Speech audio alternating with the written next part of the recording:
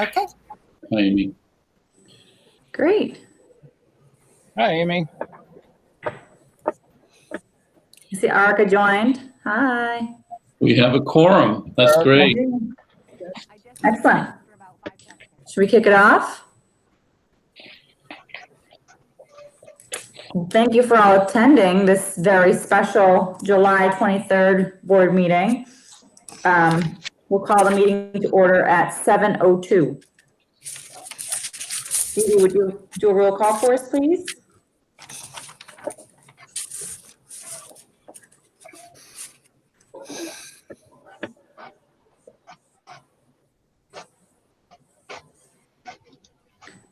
Dee Dee, you're muted. Gosh. Done. Like, am I muted or is you? I got Kate, Arca, Megan, and Kathy here, and absent is Chris Wilson, Kristen Trahan, and Scott Hall. I don't know if Chris will be joining us at some point. I haven't heard from him, so.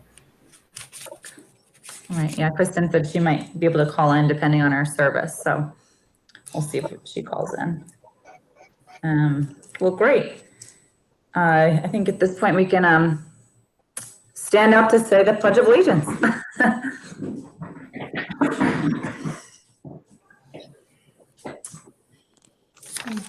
I pledge allegiance to the flag of the United States of America and to the republic for which it stands, one nation, under God, indivisible, with liberty and justice for all. Okay.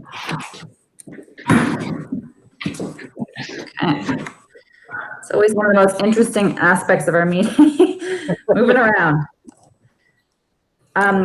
So, Dee Dee, did we get any citizens' comments, or was there any public statement? None received. None received. None received, okay. Sure, we'll give them plenty of opportunity, Amy, in our future conversations once the plan is fully distributed. So with that, we'll turn it over to item number 4, and that is our much anticipated reopen plan. So Adam and Amy, are you going to join to discuss? Right. Just a brief introduction.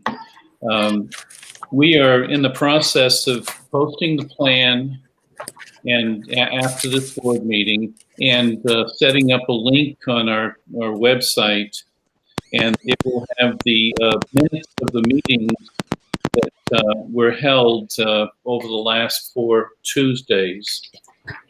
Now, the plan that you received by email and that was delivered to your homes is meant to be fluid. I have to tell you, just a few minutes before this meeting opened, I got another memo from the State Department of Education regarding temporary opting into remote learning and other COVID-19 adjustments. So therefore, as you go through this plan, we may have some state directives that will come out, even right up until the opening of school, where we may have to make adjustments to be in compliance with what the state is recommending. So as we go through the plan, I think that it may not be the final plan that's available, but the general guidelines and the intent and other things that are happening. So you will see those activities as they're developing. Adam? Yes. Sorry to interrupt. I have the same situation. I had 2 meetings this week with directors of special education regionally and statewide. And as we speak, they're rolling out guidance position papers on a variety of topics. So the section devoted to special education should probably also be understood that there'll be changing conditions or recommendations as the year opens. And as standard procedures, I just got a multi-page document from the State Department of Ed. I send that to Lloyd, I send that to Amy, and we review that administratively. And then our committee is meeting again on Tuesday, and this update will go out to the committee members with the agenda and with updates. And I think that it just verifies the fact that it's a changing document. We're going to have in the agenda some calendar adjustments that we're recommending. I will go over all of the finances, and then we'll talk about some of the other things that we're doing for keeping the public and the faculty and the staff informed. But right now, Amy has an introduction to the plan. And Amy, would you like to guide us through that? Sure. So hi, everybody. I know there's a lot of people listening, a lot of family and community members, which I'm so happy to hear. This is a great way for them to learn a little bit about our plan.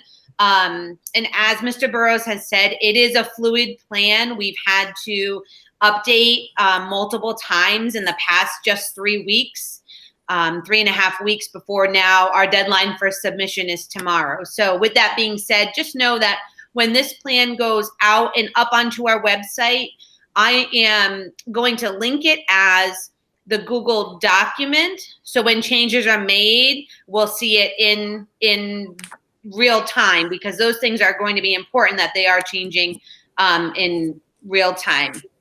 So part of the presentation tonight, I'm basically going to just go through some components of the plan, and some of you may already have questions, or questions may come up after that point of it, but I will talk a little bit about the plan, and then kind of just open for lingering questions you may have that we can, either answer or bring back to our committee. So I'm going to share my screen. Let me know if you do not get my share. Oh.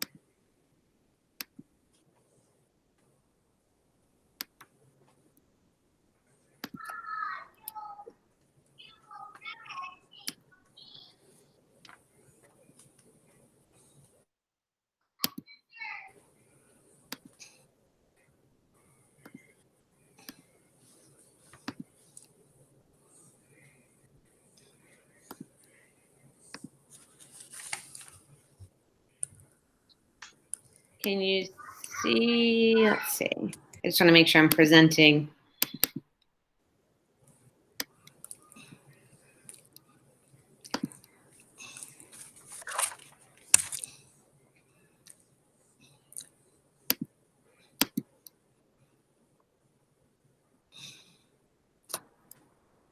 Okay, hold on one second. I don't know what's going on here.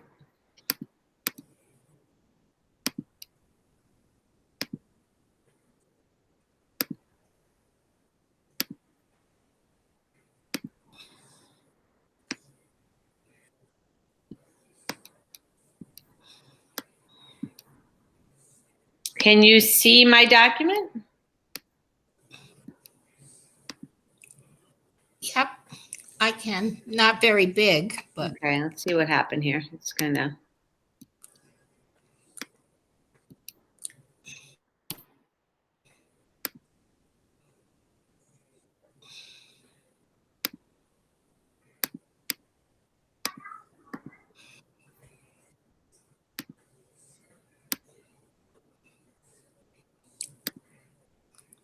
Can you see committee members on there? Yep. Okay. Yep. Okay, so the first page, I don't know what happened to that. So we'll just go right to the second page.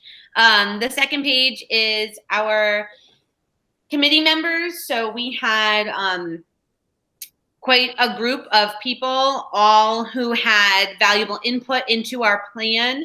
Our superintendent, myself, our director of student services, our school nurse, maintenance and facilities, transportation, food services, both of our VEA and CSEA representatives, Board of Education, technology, our social worker, our first selectman, the Uncas health director, a parent. We had multiple people sit on this committee with us, and each part of this plan has a section pertaining to each of those groups per se, and we want to make sure that those groups are represented in how we're figuring out what we are doing in Voluntown.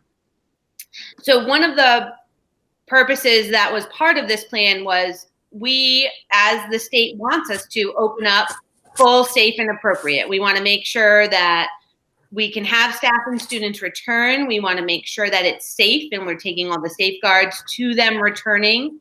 And we want to make sure that appropriate as in we are coming back wanting high academic expectations, working on the things that we've missed, and moving forward in those pieces. We want to make sure that we are supporting social emotional needs of students, and all students, not just our young learners, but our older learners also. So we are hoping that with those pieces, we can open safely come the fall. A few of the priorities of our committee were that the safety of our staff and students is number one. We were driven to make sure that we had the pieces that we needed to articulate in our plan about having a safe opening for students and staff. And safety means physical safety, spacing, social distancing, cohorting, sanitizing, hand washing, all of those pieces. Also means emotional safety for some of our students and staff members, feeling that it's safe to come back and having that reassurance that we are doing what we can to ensure that our kids and staff are safe when they come into the building. We are looking at our schedule and developing opportunities for education, meaning that we are looking to develop ways that we can help boost kids' academic opportunities by manipulating our schedule a little bit. We are very fortunate in Voluntown to be small and to be able to utilize different parts of our day to help kids reach those goals and be able to work through what they may have missed the previous trimester and the previous spring, and then work that into our schedule up and coming.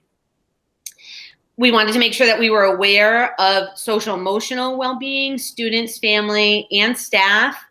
A lot of staff are sending their own kids off to school buildings, and that is going to be hard and difficult after you, as parents, have been home with your children. So we want to make sure that we are able to help our staff in whatever way they need, including our families and students too.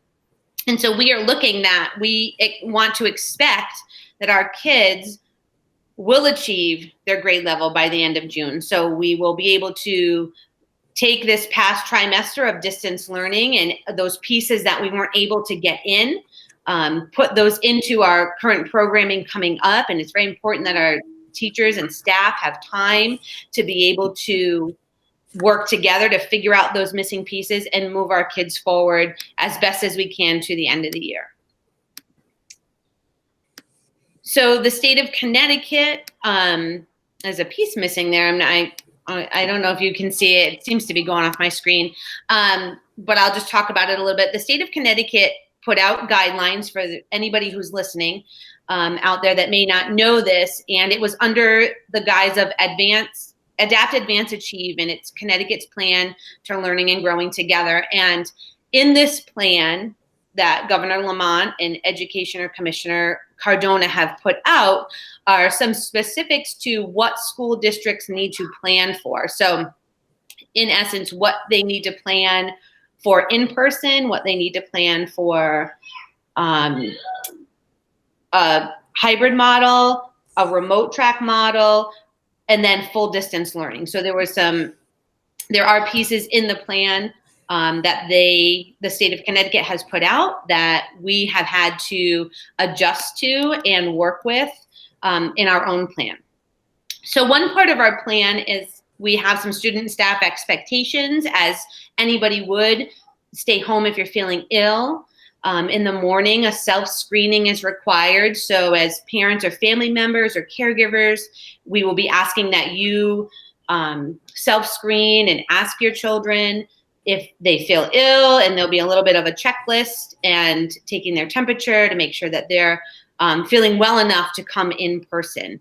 And same goes for our staff members. Our staff members will need to self-screen themselves, take their temperature, and make sure that they are feeling well enough to come to school. Face coverings and masks are required to wear in our building. That's for our staff and students, families, visitors who approach our window, and we'll talk about that a little bit.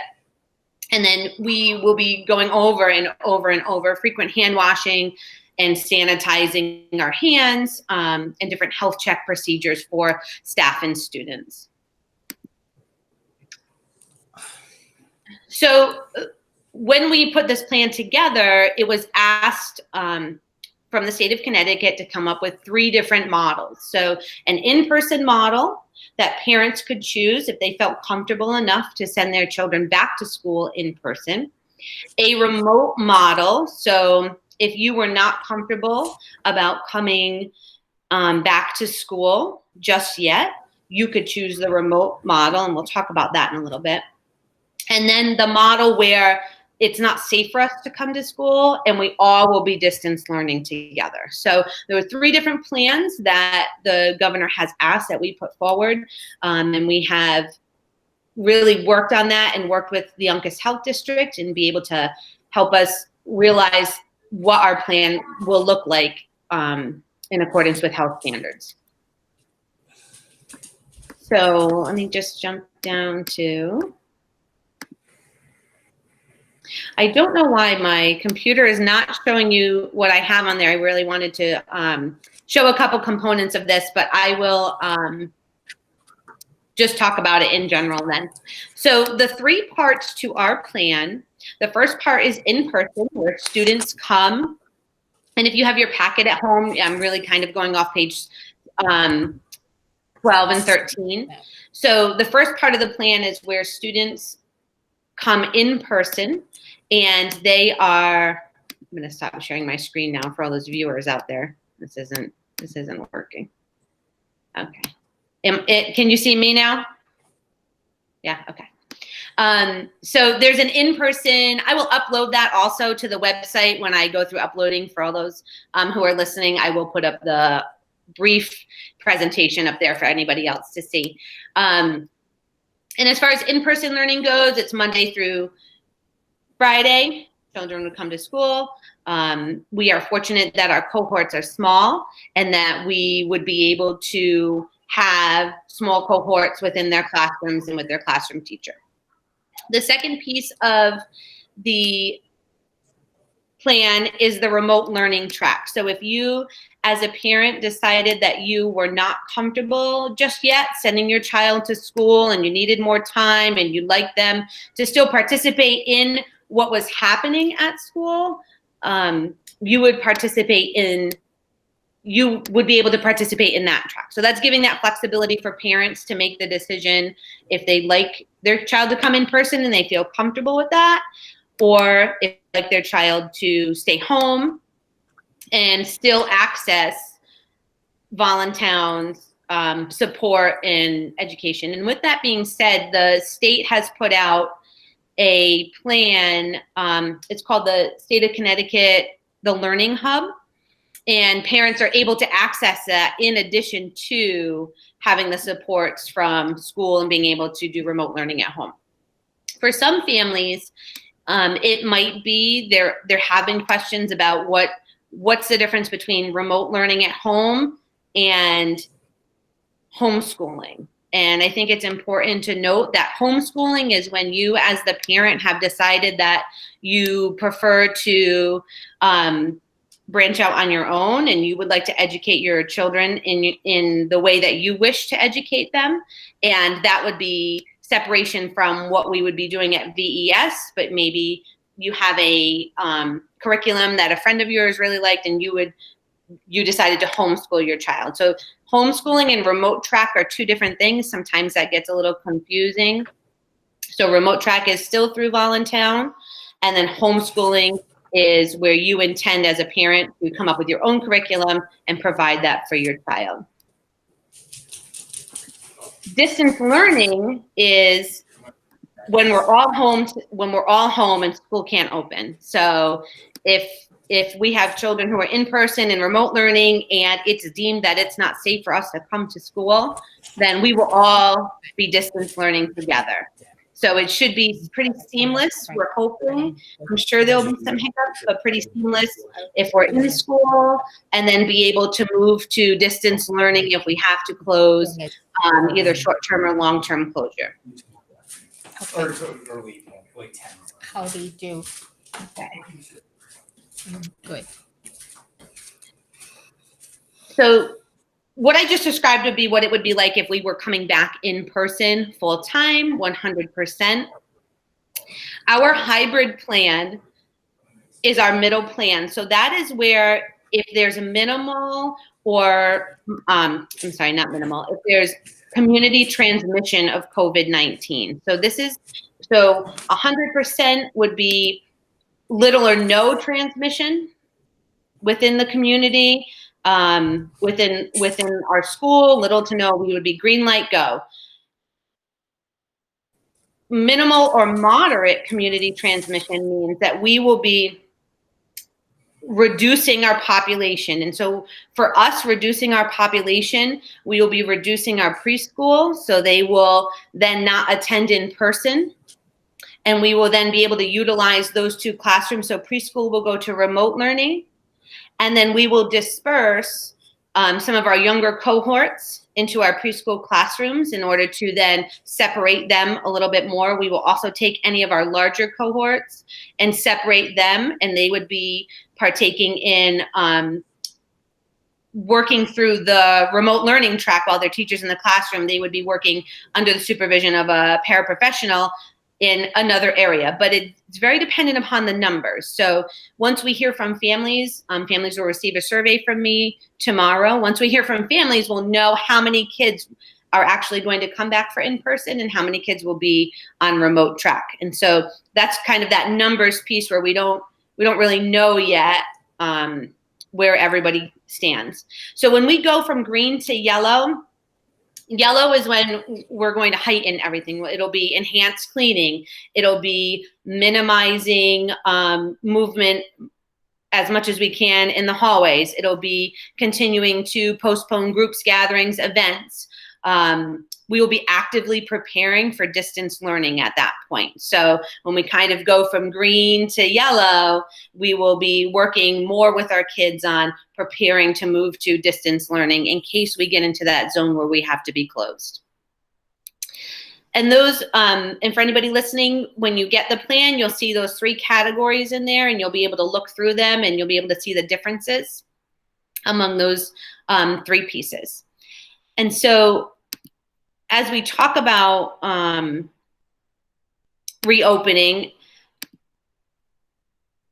obviously the elephant in the room is what if COVID is in the school. And so it is probably very likely that someone may have symptoms, or somebody may in someone's family get COVID. That's very likely, and that can happen. So when we are in person, we just want to make sure that we are doing our hand washing, our sanitizing, following the directions in the hallway. And so what happens if there's an in-school transmission, and this is in the plan, there's contact tracing, there's closure, there's cleaning. We're going to continue education for those children that are not affected. So those pieces will hopefully come together, and then determination of reopening school. And so any in-school transmission or questions of community transmission, so maybe not in school, but community members, if there's a spike in community members, we will work with the Uncas Health District. So they're really going to help and guide us in what is appropriate and what we should be doing, at this point as a school. I think that for a lot of families out there are going to read through the plan, and they really want to know what the details are. So there is an informational guide that will be posted tomorrow. It's a fluid document, so I'm constantly working and typing on it on what I see will be happening with kids as they're coming, as they're entering, as they're exiting. And I think for families, please read through that. That'll give you some clarity on what will my child's day look like. And so there will be information, or there is information in there about arrival and dismissal. We are changing our arrival and dismissal procedures. There is information in there regarding what lunch and recess will look like. Our lunches will be in the classrooms. So that will be a change for us. There's information in there, just other information that came to my mind that I feel is important for families to know. So all of those pieces will be in there. And as we move, whether we come back in person or move to remote learning, we will update that document as needed. I do think that it's nice to have a clear picture of what it will look like. So some of the things that we're doing to our building that I did not note in there, we do have social distance markings on our floors. We have colorful circles going down our hallways, arrows. In our primary wing, we have the alphabet and A through Z, and we have numbers 1 through 36. So even when you're outside of your classroom, you will be counting and doing your alphabet. We have signs for our bathrooms. So our bathrooms will have signs. Our smaller children, kindergarten, pre-K through 4, they will use their in-classroom bathrooms. They'll sanitize their hands before they go to the bathroom, use the bathroom, and then come out, wash their hands. They'll be able to sanitize. So one of the tricky things about sanitizing, about sanitizer is that it's hard to come by at this, and even though we've all ordered months and months ago, so we are slowly getting in our supply of sanitizer. We've purchased wall mounts, so that way then they're on the wall and kids can use those. So there are a lot of different things that are happening in that aspect, just within our own facility, to be able to ensure that we can work in getting our kids back in person. We have gone through our building and labeled items that need to be removed out of classrooms, so we can maximize space. So it's very much about maximizing space to the extent that we can. So really, in classrooms, it will be student desks up to 6 feet apart, teacher desk, maybe a small table. We do have partitions that can go between a student and a child if they need to work with them at a small table, and be able to do that together. A lot of those small things have to be done before we're ready to be in person. So that's what Mr. Callio, our maintenance director, and his team are working on. They're cleaning our building, they're storing items, they're getting ready for their move back in. And I know that's hard for staff to hear, especially actually all of our staff. Many of them have places in their rooms that kids can go and sit, and fun chairs and pillows and all of those types of things. So I hope that one day we can get back to that eventually, but for right now, and that's what I keep telling them, this is just for now. So for now, this is what it's going to look like. And then hopefully sooner rather than later, we can get back to those pieces that the kids are going to miss. And I think that's the hardest part, that we know what it was and it's not going to look the same or feel the same. But we will do the best that we can and try to keep everybody safe. Amy, I have to interrupt you. Dee Dee, the live stream is not in place. I just got a phone call on that. I did click on it and it is working. A few people emailed me, and I sent them the link again, and I explained they need to be logged into Google and a Google account in order to access Google Meet. But I also said there'll be a live recording of this. A recording of this posted hopefully tomorrow on the school website. Tracy, did you hear that? There's Dee Dee's been receiving things, and she's given them a direction to go to Google Meets to join the group, and that it will be live casted. So this is where we are right now on this. I'm sorry, I'm not sure how many people cannot join us.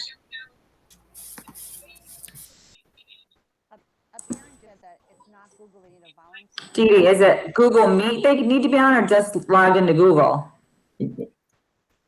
I think people just need to be logged into Google somehow. I just got a text again. It worked for me. I got a text from Rachel, and she's saying it's working for her as well. So it is live streaming. It is. Can you email the link to Tracy Hansen so she can post it on the town website? It was on the agenda that I sent her, but yes, I will do that. Yes, please send that again. Yep. Okay. I'll do that now.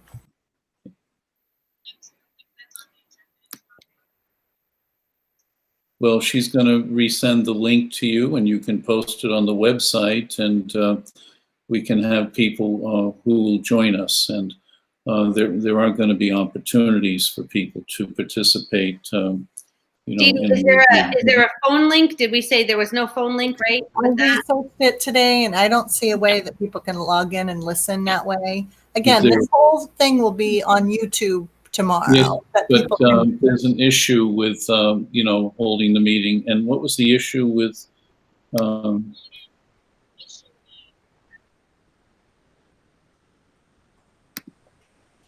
anybody hear me?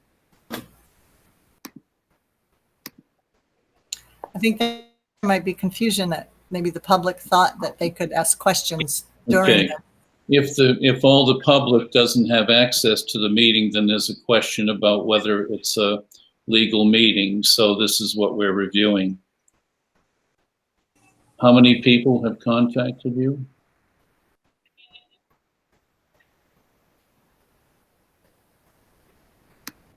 Okay, we're checking.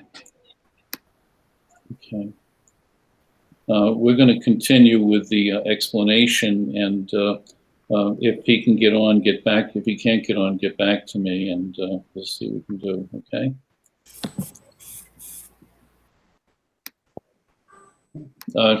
She is, I would say continue, Amy. She's going to see if the information we set out allows this person to get on to the meeting. Okay. And we'll see what we can do to. Okay. So based on that information, there are a lot of intricacies in the plan. There's a lot of intricacies in the document that I'll be sending. So please, look at that and let me know if there's anything on your end that needs to be edited or changed. I definitely want to get feedback for that. So if you have questions, I'm happy to answer as best as I can. I do want to try to help two people who are trying to get on. I'm going to see if I can send them this link again on here.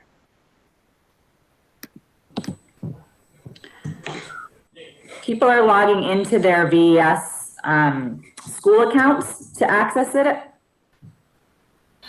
But I don't know, that's not fully public. I think it just has to be a Gmail. I think that's the yeah, that's what a Google account. Google. I think it has to be a Google account.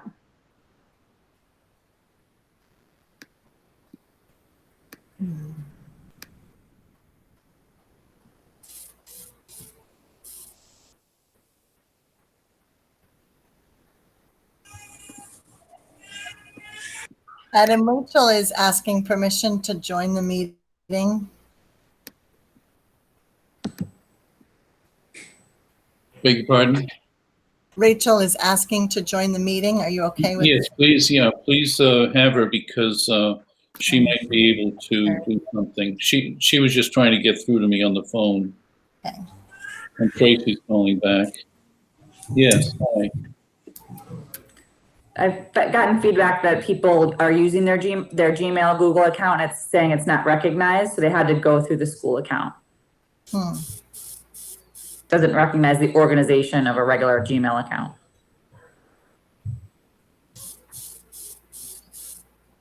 Something with the link, an issue with the link. I was able to log it on.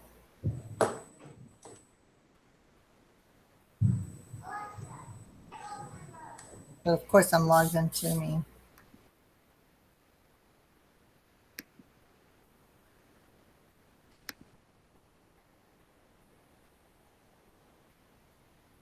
I mean, I can invite them, these people's individual emails, but they'll be able to talk and stuff too. And I don't know.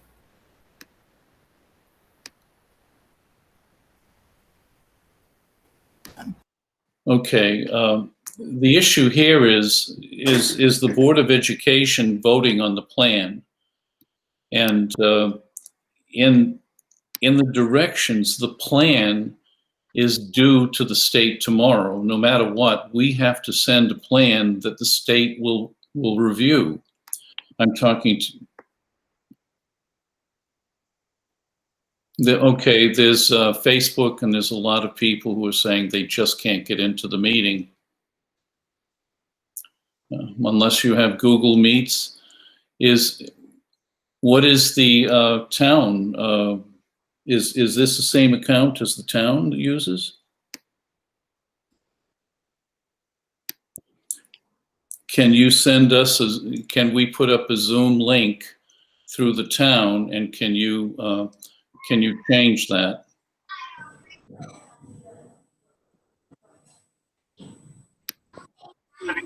Hold on one second. I'm trying to see if I can make this more public. Hold on. Okay.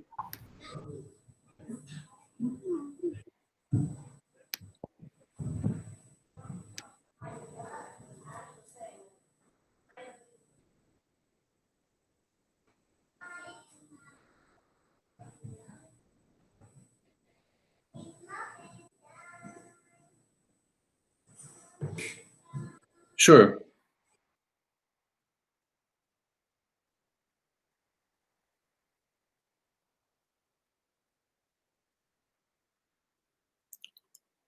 Okay.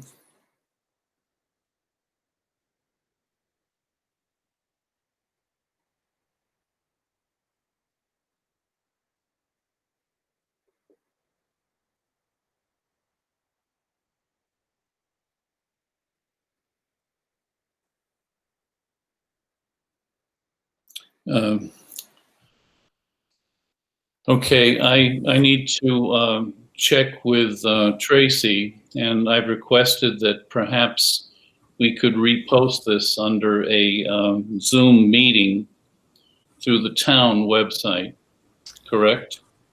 All right. Yeah, I guess the thing that's going on is that, because it was created within the school, people with school accounts are only And this is available. a town meeting, so therefore we would have to, it has to be public for the town, so we have to go through Zoom. And I don't know. Tracy is looking to see if she can post. Do you need a few moments to do that?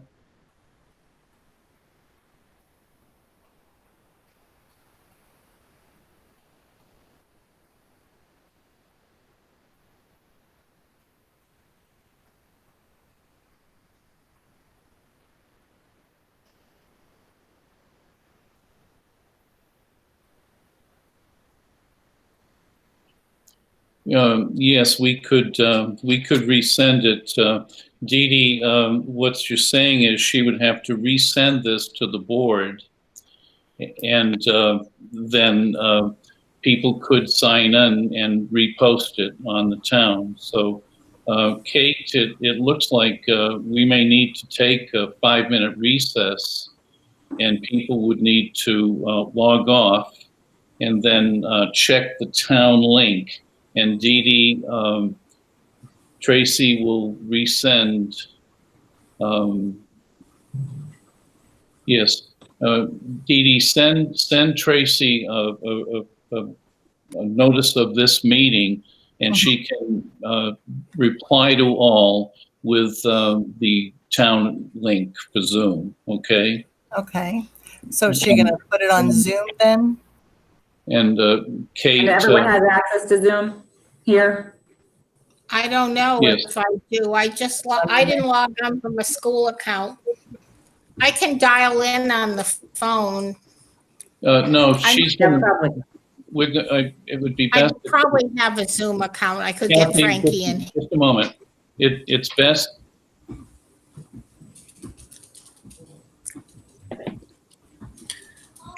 Do we have a way to live stream through YouTube through the Google Meets? I don't think so. No, we would have to use your Zoom I don't meeting. think so. Okay, so I would advise that we take a 5-minute break, and it's now Is this just 7:40. just one or two people who can't get on? No, it's a lot. Okay, A so lot of people. yes, please. So we'll have. I'd like to make a motion that we take a 5-minute break. All right. Thank you. Is there any second? All in favor? Second. Aye. Aye. Motion carries. We'll adjourn for 5 minutes at 7:42. All right, let me stop the Okay, recording.